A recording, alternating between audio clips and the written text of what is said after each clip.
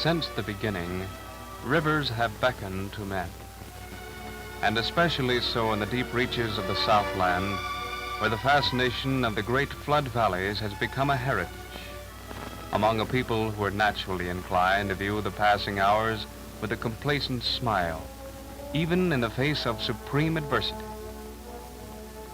And as a river etches its rises and falls, its violent twists from former beds in lasting scars along its banks, so likewise are the lives of humankind recorded in imperishable chronicles above. For truly, as the ancients have said, it is written.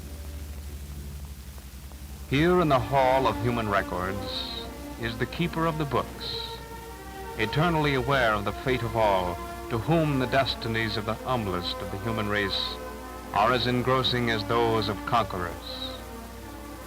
Thus it is entirely fitting that we pause to scan a single page in the life story of one of millions of peaceful families which dwell along the river, serene in their enjoyment of simple things daily renewed.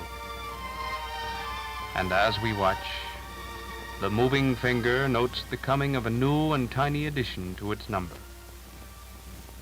For here in the modest cabin of Zeke Ellis, there occurs a commonplace event, one of little moment to few but the occupants therein, and to the immortal recorder above, the arrival of Zion Ellis. It is a matter of patient waiting to all except Zenobia, mother of Zeke's small brood, and to Granny Lee, the neighborhood midwife. For Granny Lee, an interpreter of age-old secrets, is hearkening for an omen that augurs well for the newcomer.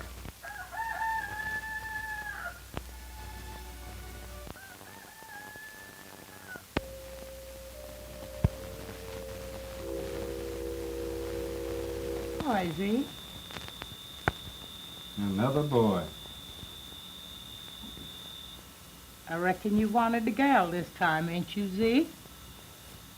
Granny Lee, I am not so particular about gals, but boys seem to have such a hard time in this country, especially colored boys. They sure does. But Zeke, that child was born for good luck. Your rooster crowed 3 times just before he was born. Sure enough, 3 times? He sure did. I am relating all this because there was something uniquely appealing about Zeke Ellis and his family, something which set them apart. Sensing this, I took occasion from time to time to pry into the privacy of their lives. As you know, the path of any man is beset by trial, especially that of one who lives beside the Father of waters. And so it was that 8 years later the river rose and thundered.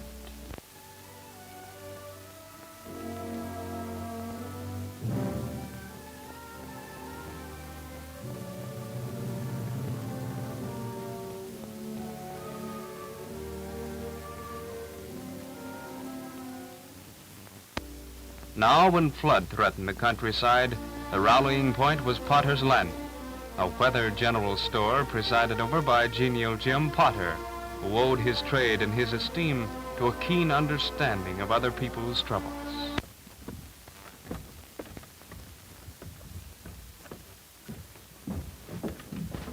Mr. Potter, what you gonna do with this bed that came down on the boat from Floresville yesterday? Put to one side. You fella liable to want something to eat before you get to Carterville. Okay. And toward this refuge, as swiftly as their limited means permitted, hurried Zeke and his loved ones.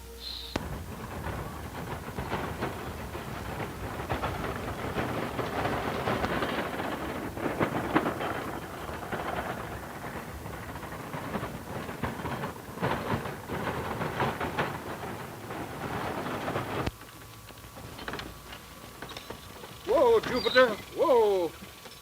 Is you tired, Zeke? No, not much, honey. Not much. Don't you want me to get out and help you some, Zeke? No, honey, you just stay up there and rest yourself. Stay right up there and rest yourself. We can make it, can't we, Jupiter? Yes, we can make it. Sure we can. Sure we can. Come on, Jupiter, let's go. Come on, let's go. We can make it.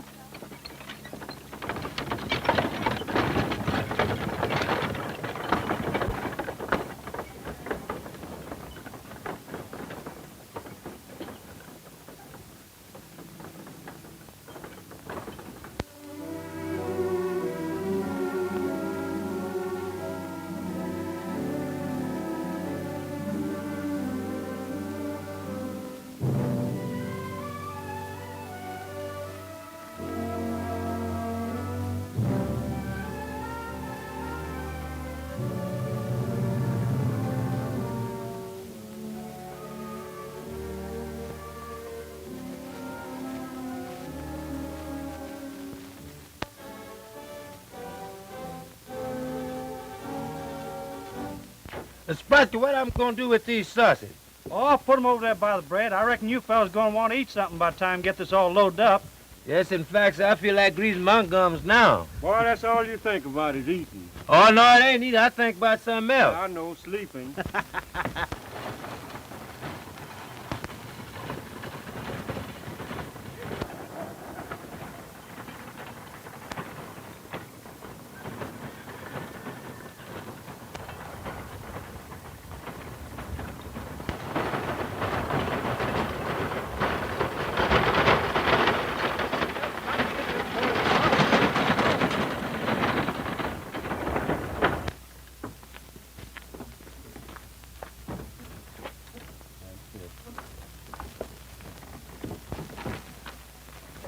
Hey, Zeke, what's going on around here?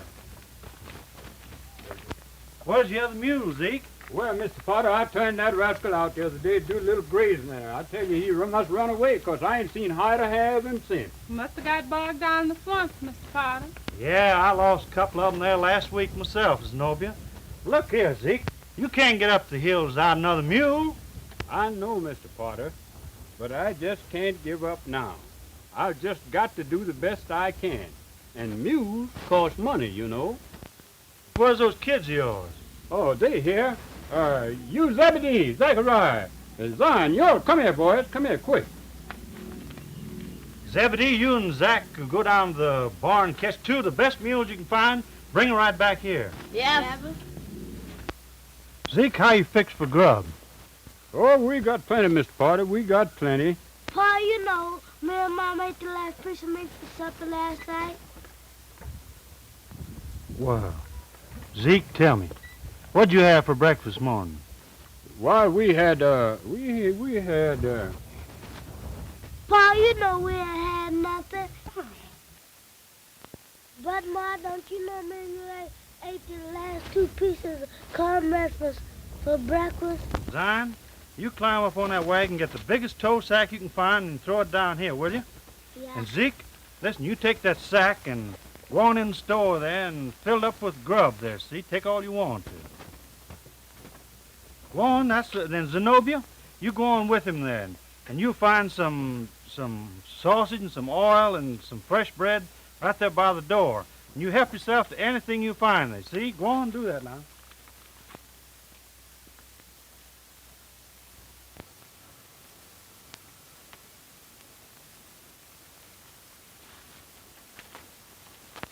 Wait a minute, Zebedee. I ain't gonna walk way up there. I'm gonna ride.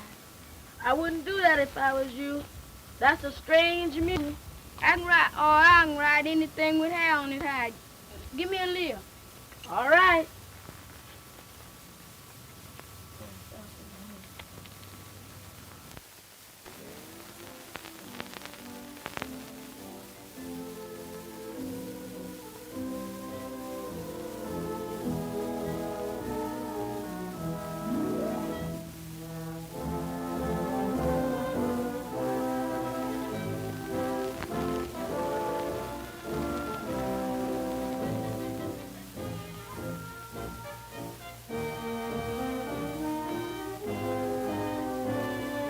Oh, it sure will provide. Sure did provide this time, I'm telling you.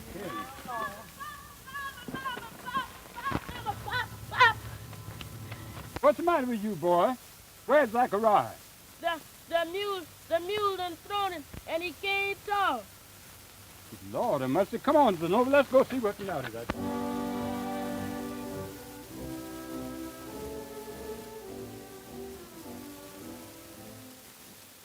You reckon he'll ever come to, Mr. Potter? Now, Zenobia, don't you go worrying about that boy. He'll be all right in a day or so. Of course, he got a pretty bad cut on the side of his head. Well, you have to get him to a doctor in the next day or so. Don't even have that bad scar on his face, won't he, Mr. Potter? He sure Well, will. Mr. Carter, I'll get that boy to the doctor. I'll die trying. Yes, sir, I'll get him there, even if I have to take him down on my back. Oh, you won't have to do that, Zeke. Say, Josh, you and Ples go round up them 2 mules of his and hitch 'em up the wagon. Yes, sir. Come on, Zeke. Let's take 'em up to the store.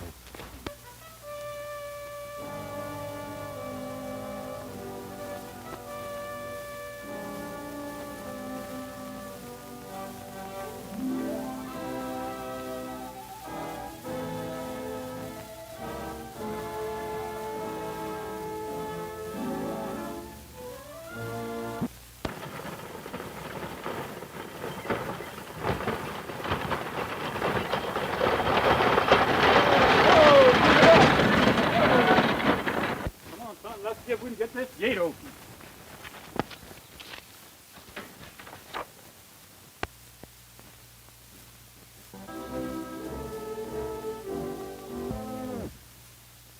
Ain't he said nothing yet, Mama? No, son, he ain't said nothing yet. Is he never gonna say nothing, Mama? Yes, son, he'll be all right. Now don't bother Mama anymore. Mama, what do VEHICLES spell? That spells vehicle, son. What is vehicle, Mama? Vehicles is vehicles. This is one we're riding in.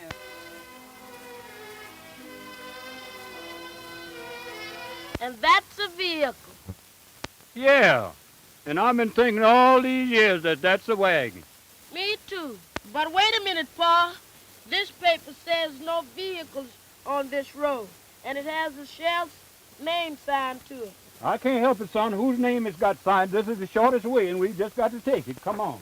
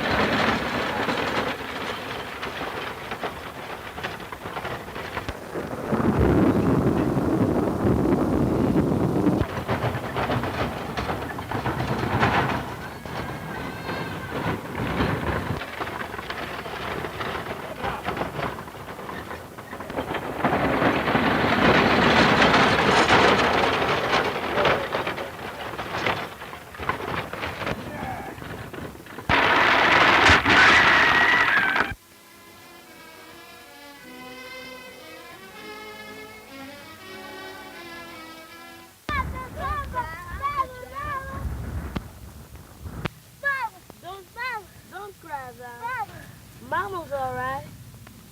Maybe she got out somewhere else. Come on, let's go find her.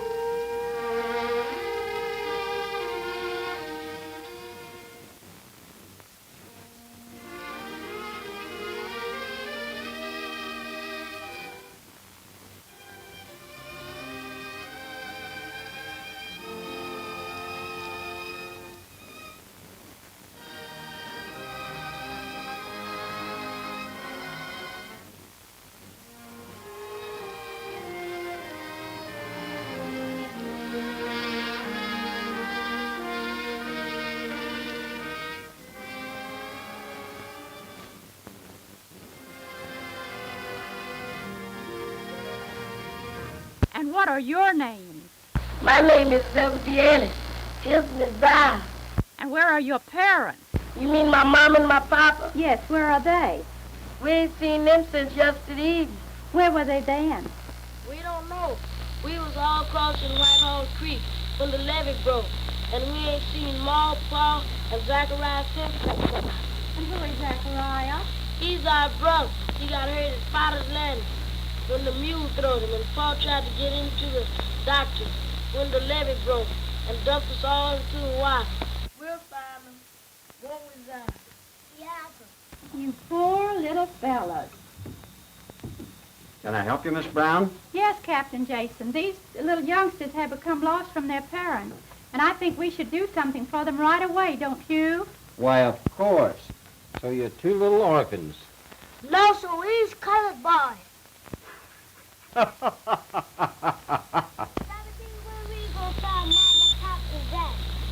Oh, we'll find them all right.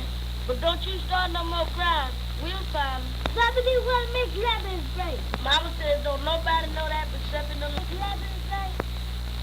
Sure they does. Does the Lord ever tell us? Yes. You'll have to ask him that yourself. Is that in the Lebanon's in heaven? Sure there is. Didn't you hear the deacon say everybody has to cross the River Jordan to get to heaven? Yeah, first one that never trying to break rules, trying to get across the river. Zion, you asking too many questions. Hello. Hello. My name's Wesley Hill. What's yours? I'm named John Ellis.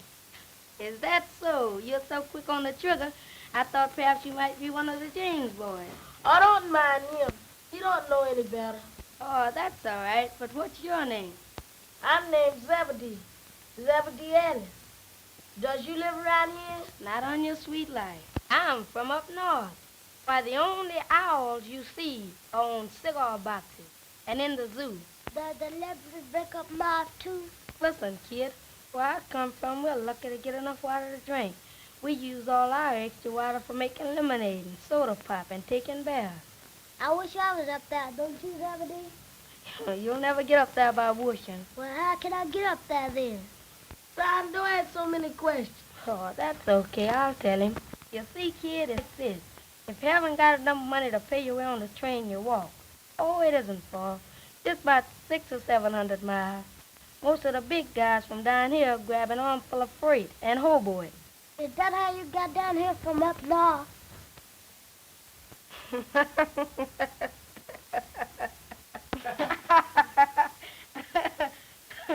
You know, I think your brother's a great kid. There's no use me kidding you two any longer. Those people up at the office know that your mother and father won't be back. How come? Well, they are dead. They don't know what happened to your other brother, but they're planning on sending you and the little fella here to an orphan home.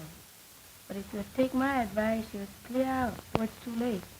Go anywhere, but don't let them send you to an asylum. I know what I'm talking about. I've been in there. See you later.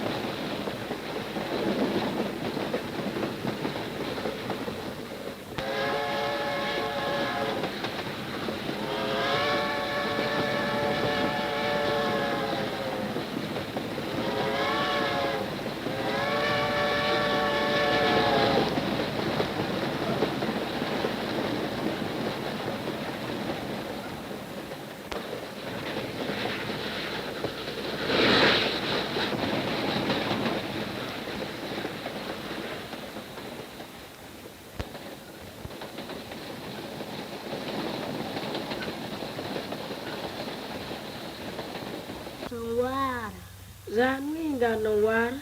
We have to wait till the train stops. Well, come I got to wait till the train stops? So we can get you some water. Well, come I can't have no water now? 'Cause there ain't no water on the train, Zion. That's how come. But didn't you say last night before we got on the train there was can on water? Sure I did, but that was for the engine. Does the engine have to drink water too?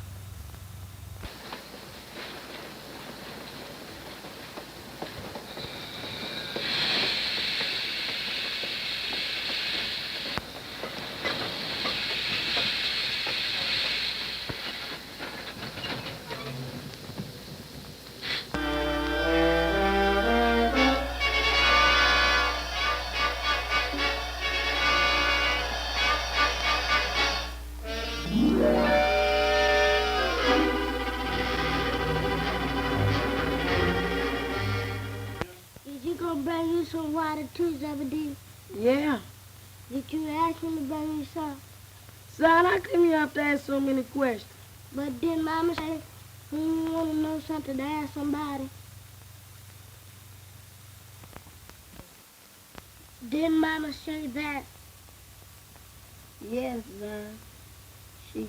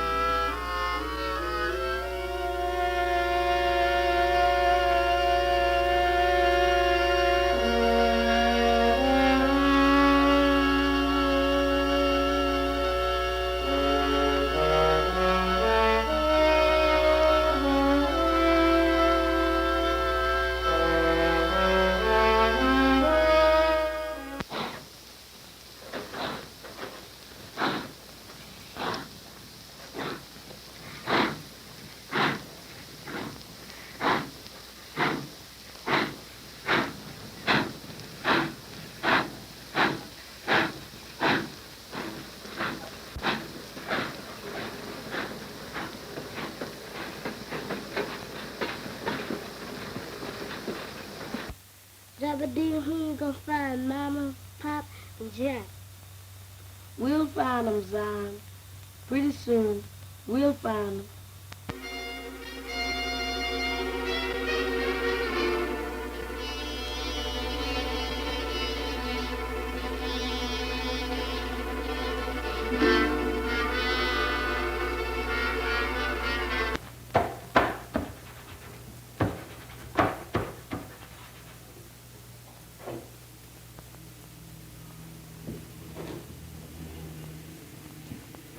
No, that's all right. Thank you, sir. Thank you, sir. Come again. How's business? Pretty good. Almost $4 a day. You'll make a lot more if you let me help you each day after school. Nothing doing. Here's $3. Pay Miss Martin $2.50 on the rent. And with the other 50 cents, buy something for supper. I'll be home after a while. Okay. You better be there, too.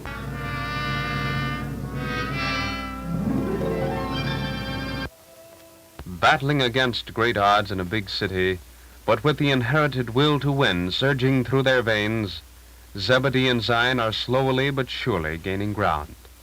With Zebedee, the eldest, assuming the role of breadwinner, Zion attending school to be a lawyer, and Zebedee cherishing the desire to be a policeman.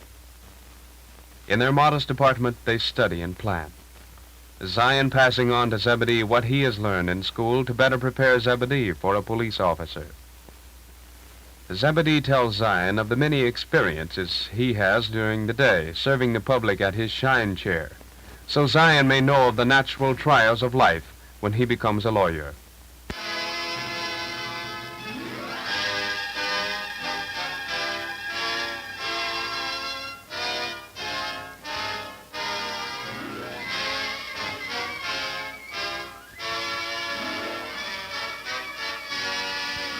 As the pages of time turn, Zebedee has reached his goal.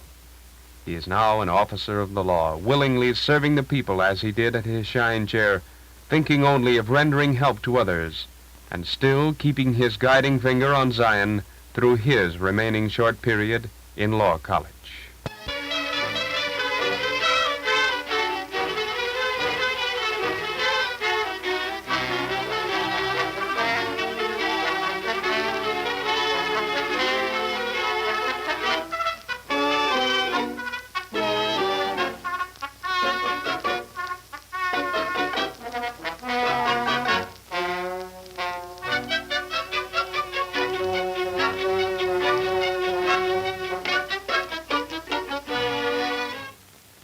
It can hardly be as bad as all that, Mr. Ellis. Well, hello, beautiful. Where did you come from? Are they having a recess in heaven? The name is Jordan. Thelma Jordan to you, Mr. Ellis. And I didn't come from heaven. I've just come from the dining hall. And they weren't having recess. They had beans. Beans? Red beans. But we had red beans yesterday. And the game today, my lord. Oh, well, I didn't miss anything. But you did miss something. And what did I miss? Today, there was meat in the beans. Meat? Yep, lean meat, and plenty of it. Oh, no. Zion. Oh, excuse me, gorgeous. I'm just trying to figure out how that meat got in those beans. But, were you about to say something? Yes, Zion. What did your brother say about us? Oh, he said a lot, son. He said I was too young to think about marriage. He said a fellow should be able to take care of his wife when he's getting married. And what does he know about it? He's never been married. And neither have you. And you mean you agree with what he says? In a way, yes. But we're already engaged, honey. We can get married right after graduation. And where will we live on, may I ask? I can get a job, can't I? Well, I can work. What kind of work? Oh, any kind. Common labor if necessary. But that's hard work. And hard work is for mules and fools. There's nothing disgraceful about common labor. No, there isn't. But even a mule has sense enough to turn his back on it. You said that you wanted to be a lawyer. Your brother wants you to attend law school. And I want a husband whom I can feel proud of and respect and depend upon. That last part sounds as if it came from your dad. Did it? No, Zion. That last part is something that came from my mother. A long... I don't know. He hasn't answered my letter yet, but I'm wondering what he will say.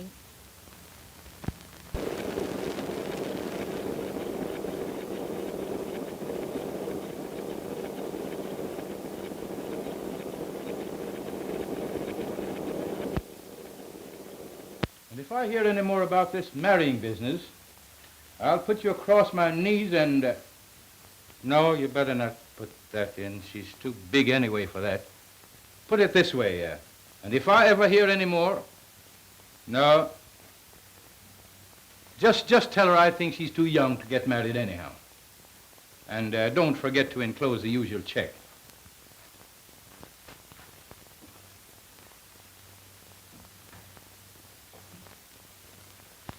Will that be all, Mr. Jordan? Yes, I think that'll be all, Miss Rollins. By the way, tell Mr. Edwards to let me have those proof sheets right away. Yes, sir.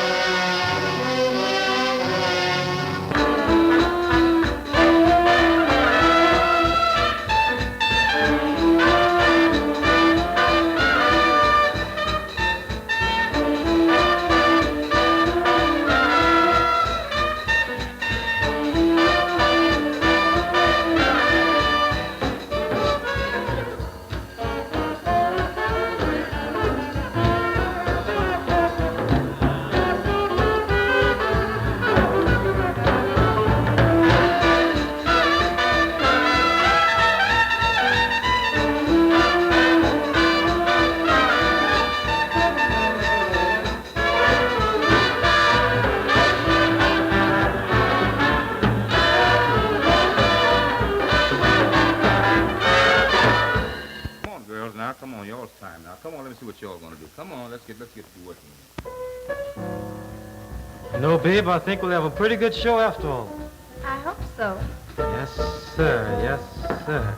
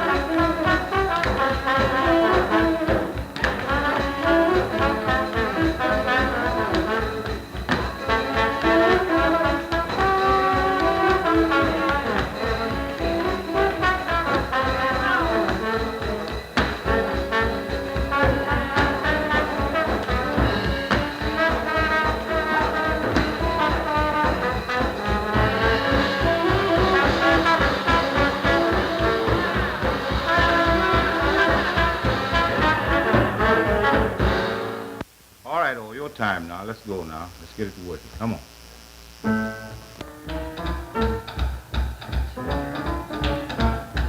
Mr. Jones, you're wanted on the telephone. Thanks a lot, Shirley. Excuse me, babe, I'm on the telephone. Just be sure it's a telephone, Derby. I might come in to see. Don't get frantic, sugar. Don't get frantic.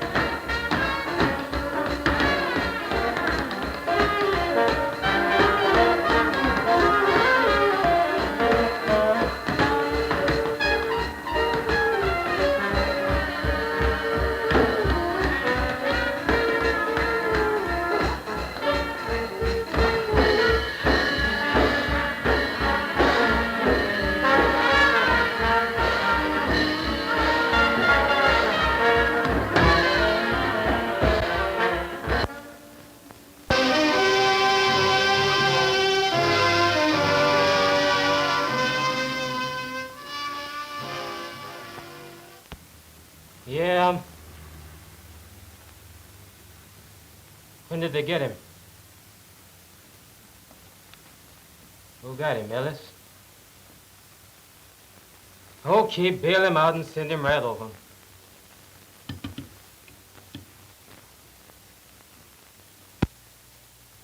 Boys, we got troubles. Ellis? Yeah. He got Hickey again last night, and they're holding him without bail. They put the screws on Hickey, but no dice. Ellis says he's going to hold Hickey until he finds out where the stuff is coming from. I've got something to say about that. Ellis and that blabbermouth Jordan with his newspaper trying to turn this town into a churchyard. But if they think they're going to mess up my business, they've got another thought coming. Connors? Yes, boss. I want you to contact all the dealers on our list and tell them we'll let them have the stuff at half price, you understand? Okay, boss. And I want you two boys to fill every empty whiskey bottle you can lay your hands on. I'll get you some more stamps and labels later on. Boss, if Hickey's not going to be here, we're going to have someone to help us. Yeah, that's right. Well, who do you know that you can trust? Not anyone at the present. Say, boss, it's a D from Dublin. Guy stays down on Center Street. He does odd work, but he's kind of cracked. All right. Get him over here and put him to work. The dumber he is, the better he is for us. That's all, fellas. Okay, boss. Hello, Pop. Hello, darling. Gee, Pop. You look as though you've been worked all day and didn't get paid for it. That's just about what it amounts to, my dear. I was only kidding, Pop. But what's the matter? Is there anything wrong? Read this.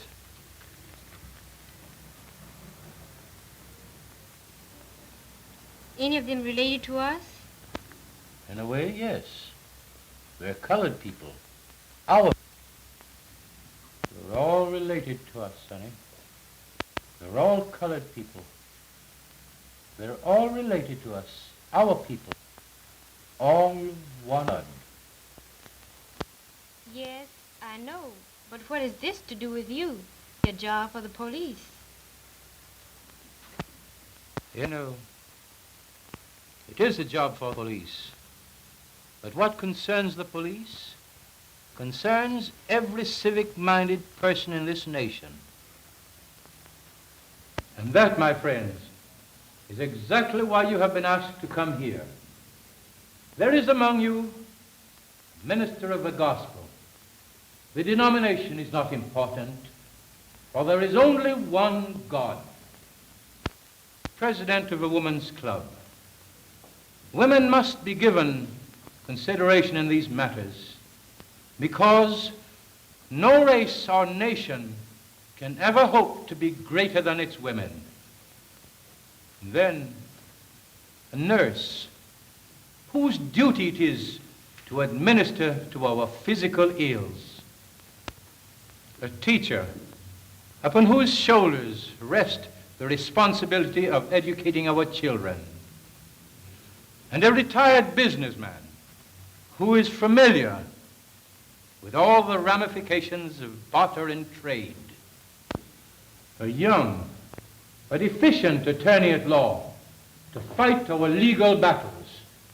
A society leader whose association with culture lends color to our efforts. A domestic worker whose association and contact with other peoples of other races is a valuable asset. A housewife and mother, the guardian angel of our homes, a laborer who represents the hewers of wood and the drawers of water that are so plentiful among us. And last but not least, a representative of our younger generation, upon whose heads will be heaped the fire of racial retribution, unless as a people we get together now and do something about this crucial situation. Think of it. 36 human beings, 25 of whom are colored, who've lost their lives in recent race riots. Right here in our city, a total of 17 persons, colored people, have died from the drinking of poison liquor that is being made and bootlegged right here among us. Day after day, we read of strikes, discrimination, and other racial conflicts. This news comes to us from all parts of the country. The situation has become grave, critical, and now an insidious attempt is being made to lay the blame for the spreading of a wave of racial unrest at our feet. Our press has been accused of stirring up ill feelings among our own people for the sole purpose of selling papers. As leaders of our chosen fields and communities, it is up to us to get together now and do something about this thing, something that must be done now. In the immortal words of Frederick Douglass, let me remind you that action, not criticism, is the plain duty of the hour. Words are only useful as they stimulate to blows. The officer's speech is only to point out when, where, and how to strike to the best advantage. There is no time for delay. The tide is at its flood. From north to south, from east to west, the sky is ablaze with now or never.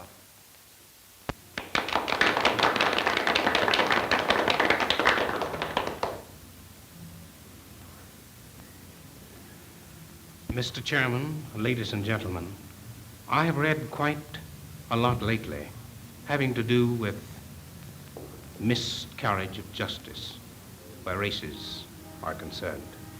And I'm particularly interested, as I know you are, in having this country of mine go on record, yes, historical record forever, as being a country where all men might receive justice at the law and in the law. The greatest representation in the world today needed by men, and especially by men of the Negro race, is that somebody down at the district attorney's office of Negro blood and heritage have the privilege to have something not only to do with bringing men in from the street, but administering the justice after they are from the street. And so it is that I'm suggesting here today, not that we accuse this one or that one, this racial group or the other racial group, but that each of us take our responsibility, our individual and collective responsibilities, and act in accordance with the opportunities which are ours. And so I suggest that we think seriously about the fact that no law can actually be definitely, positively, that does not give every man an opportunity not only to stand before that law feeling that it will be just, but to have to do with the exercise of the powers in that law.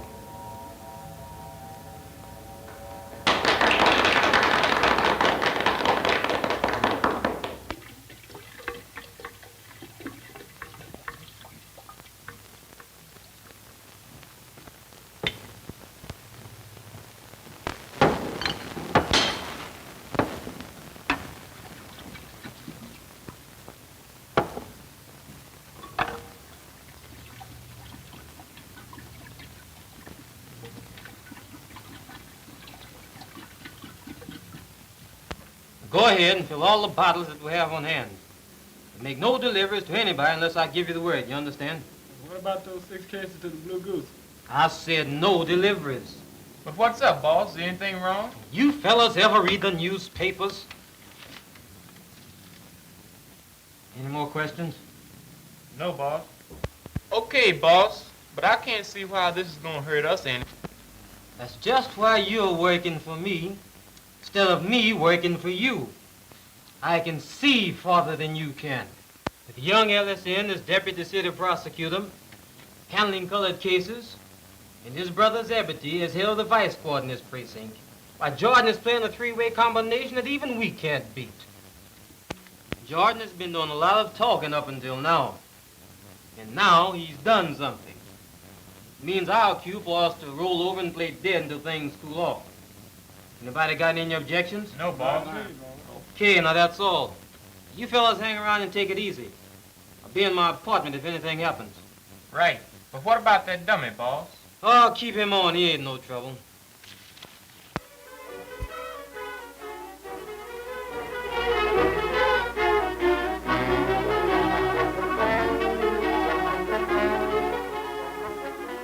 Honest, darling, I'd give anything to be able to go horseback riding with you. But this case that I'm working on needs every bit of attention that I can get. And I've just got to make good. For us. All right, you win. I'll forgive you just this once. If you'll promise 2 whole evenings to make up for it. Now, that's a promise. And that's a deal. Bye.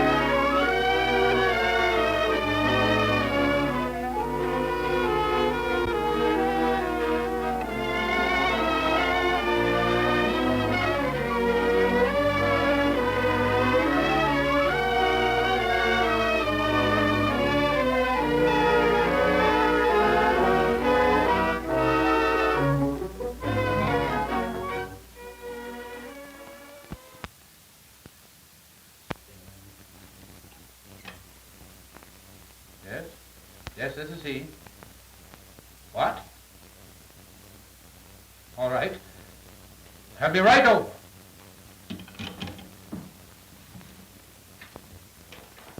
I heard this young guy Ellis is a pretty smart duck. Yeah, that's what Hickey said. I hope I'll never have to face him. Me too. Oh, you birds are just like the boss. You're too soft. What do you mean? I mean, if I was boss of this gang, I'd shut Jordan up so quick it'd make his head swim. Just what would you use to set him up with? Well, he's got a daughter, hasn't he? That's right. And he loves that daughter, doesn't he? That's right again. And if he thought something would happen to that daughter if he didn't leave us alone, he'd stop, wouldn't he? Well, I don't know about that. You mean you'd kidnap Jordan's daughter or something like that? Exactly. Well, you can deal past me, brother, in that kidnapping game. I'll go for bootlegging, crooked dice, Chinese lottery, anything like that. Kidnapping, that's out. My man, the government would put you so far back in jail, it'll take $3.06 to send you a penny postage.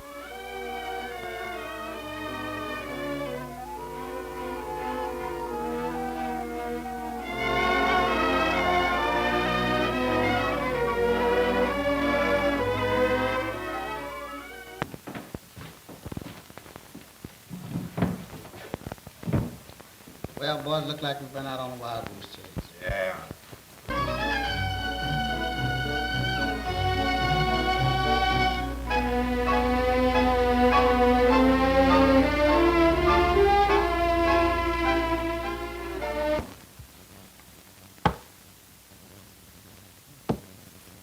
Your place.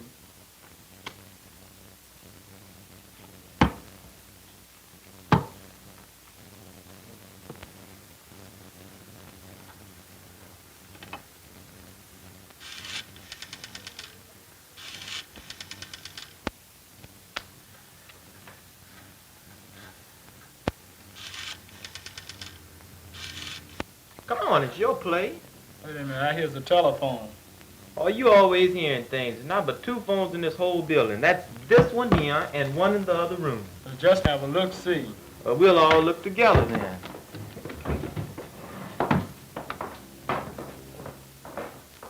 Yes, but where is she and who are you?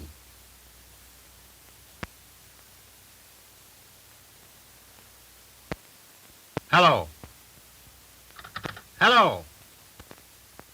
That was a tip-off on Zelma Jordan, but whoever it was hung up before I could find out where she is. Get out the switchboard and trace that call. Step on it.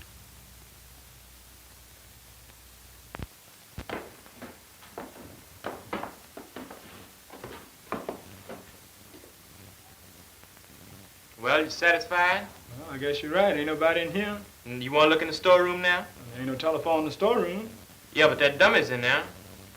And say, I got a hunch that dummy's not as dumb as he looks. We better look in there. Come on. Come on.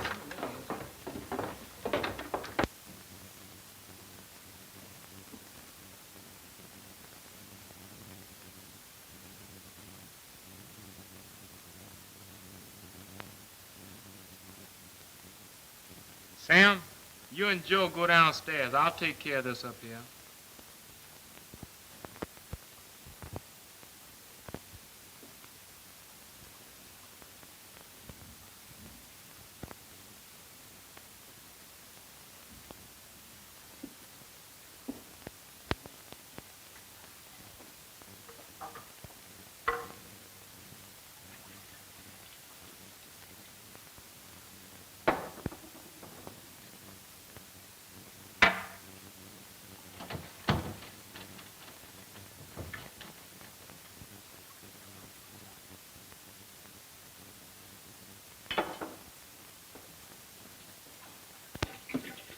Fellas, look up here.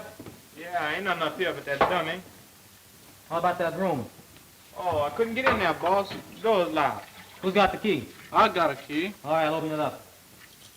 It'll move on you. Say, boss, know who that is? Huh? Do you know who that is? That's Zelma Jordan. That's old man Jordan's daughter. Fellas, that spells trouble. All right, dummy. All right, give out. What's that girl doing down there? You heard me. What's that girl doing down there? Do you think he's stalling, boss? Yeah. Say, listen, Connors. You get that girl. Sam, go downstairs and watch that window. It'll move on you. Okay, sister. The boss wants you. Wait a minute. Say, boss, here comes the law.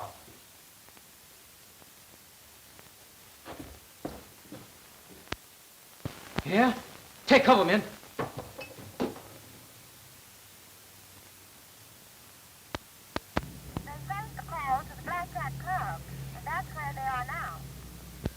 Thank you, Miss Rollins.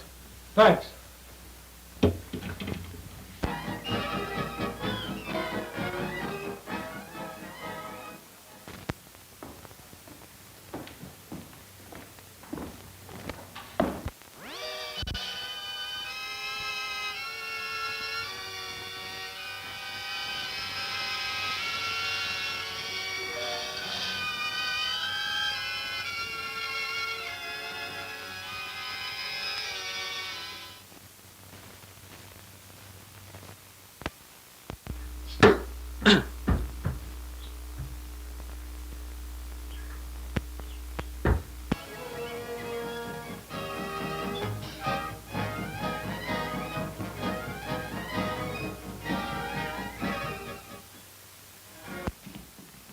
There's one of them, Chief. Yeah, that's one. There's another one, Chief. Yeah, that's one of them. There's two more around here somewhere. It's all right, honey. Everything is all right now. Thank God you're safe. Hey, Zeb, where's Zelma? She's here. She's all right. Come on, Zebedee. Give me a leg up. I ain't scared. I can't walk way back there. What did you say? Come on. Give me a leg up. I can ride anything with hair on it. Say, who are you? My name is Zachariah. Zachariah Ellis. Honest, mister, we ain't stole nothing. We ain't stole nothing.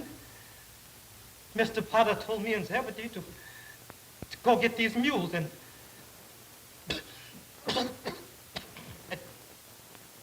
now we's on our way to.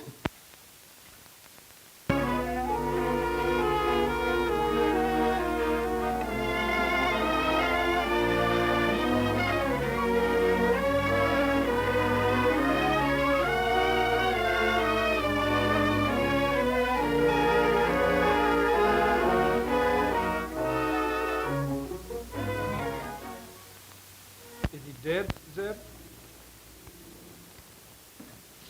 Yes, he's dead, son. Did you fellas ever find out anything about him, where he came from, or who he is? No, all we know, they call him Derby Jones. Have a large, ugly scar over his left eye. All right, fellas, get these prisoners out to the car. Would you take a fellow to jail that once did you a favor? Say, I thought you couldn't talk.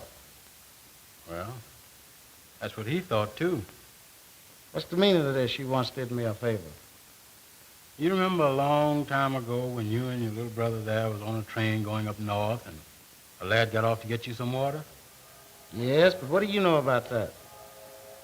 I was that fellow. I'm Wesley Hill. Oh, I see.